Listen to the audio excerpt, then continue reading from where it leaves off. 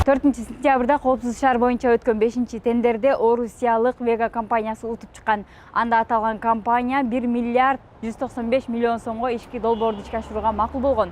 Бирок айрым компаниялар бул сынактын реалдуу болбогонун айтып, айрым эл аралык сотторго кайрылуу алдында турат.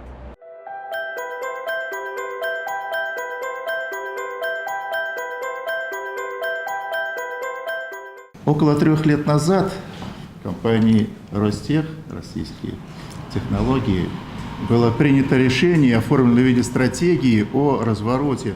В связи с этим, применительно к нашему концерну, были запущены новые направления, которые широко востребованы в гражданском секторе в области инноваций и технологий, и высоких технологий. Одним из таких направлений является как раз фото-видеофиксация нарушений правил дорожного движения, но оно не единственное.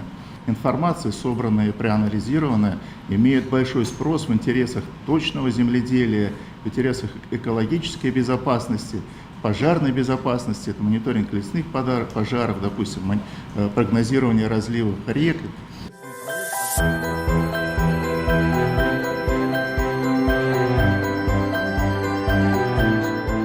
Вынудило нас собрать вас сегодня здесь и озвучить свое мнение по происходящим процессам в вашей стране.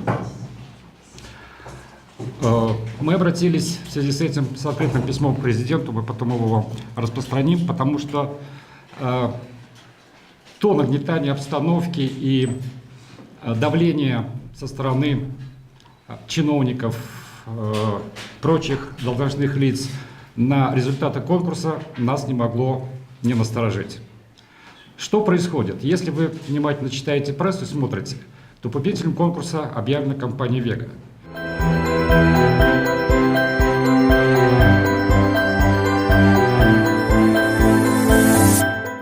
Кроме того, по нашей информации, на них было оказывалось сильнейшее давление для того, чтобы они вышли из консорциума. И если Кыргызтелеком выходит из консорциум распадает, автоматически у нас появляется победитель. А кто оказывает давление? Я вам еще раз сказал. Еще раз повторяю. Это чиновники.